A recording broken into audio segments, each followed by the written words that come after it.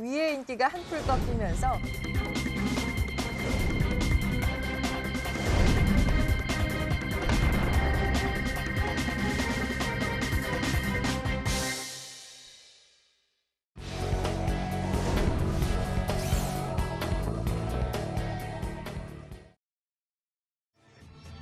스마트폰과 태블릿 PC에 탑재된 애플리케이션, 줄여서 앱이라고도 부르죠.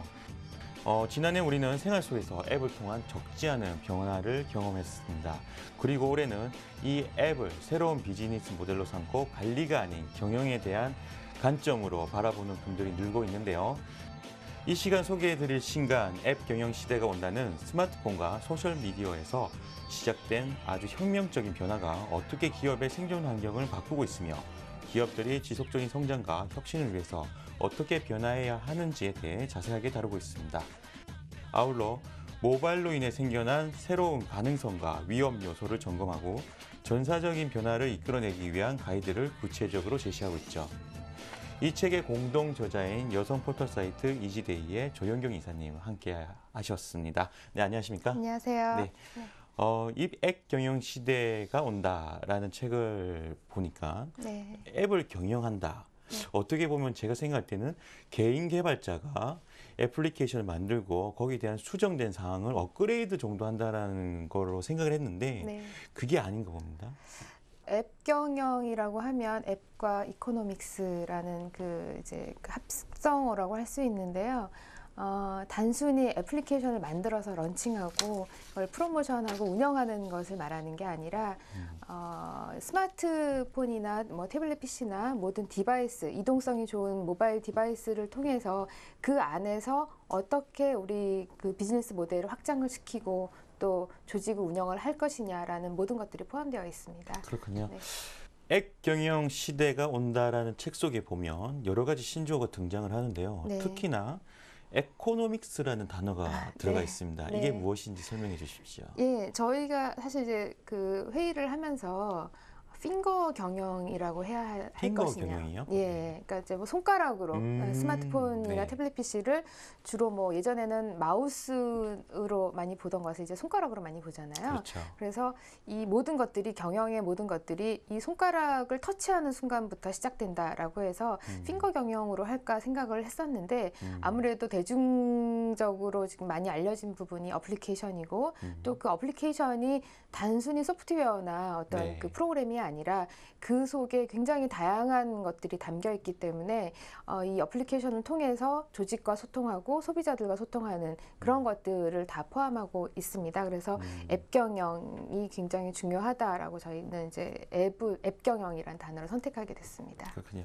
앱 경영 시대에 살아남기 위해서는 네. 앱 경영의 로드맵을 그린 후에 네. 그리고 인프라, 아주 필요한 인프라를 갖춰야 되는 그런 과정이 필요하다. 네. 이런 내용이 수록돼 있던데요. 네. 인프라 구축이라는 게 앱 경영은 이렇게 해야 한다라는 어떤 그 체계화된 매뉴얼이 있거나 그렇다고 생각하지는 않고요. 가장 중요한 게 앱 경영에서 모두들 이제 가장 많이들 얘기하는데 참여, 그리고 개방, 소통, 네. 이 세 가지를 어떻게 적절히 활용할 것이냐가 가장 중요한 것 같습니다. 그래서 그 세 가지를 위해서 내부의 조직을 뭐 마케팅 조직을 어떻게 신설을 할 것이냐, 또는 기획을 어떻게 할 것이냐, 목표를 어디에 둘 것이냐, 이런 것들이 좀 유기적으로 적절하게 돌아가야 한다고 생각을 하는데요. 이렇게 조직을 세팅해야 합니다라는 매뉴얼은 없습니다. 네. 그렇군요. 네. 네, 책에서는 앱 경영을 적용한 기업들의 사례들을 소개하고 있는데요.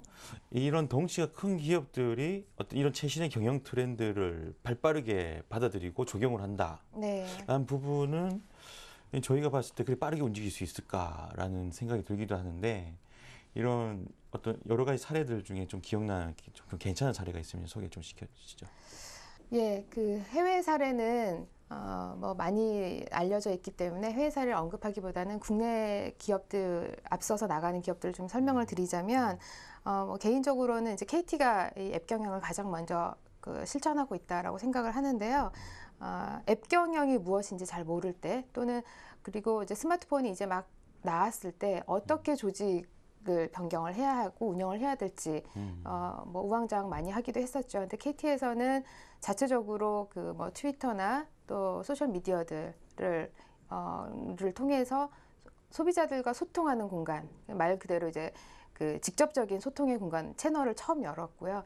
그걸 통해서 어떤 실시간의 고객들과 피드백을 하고 또 커뮤니케이션을 하면서 그 내용들을 정책에 반영을 하고 또 고객의 클레임을 바로바로 처리해주는 그런 시스템을 만들었는데, 그렇게 하기 위해서는 물론 이제 전사적으로 그 목표나 그 가치에 대한 그 공유가 필요한데, 참여, 소통, 개방 이 세 가지를 가장 적절하게 받아들이고 이런 사례들이 좀 확산돼서 뭐 삼성이나 LG 또는 이제 중소기업까지도 지금 퍼져나가고 있는 것 같습니다. 그렇군요. 네.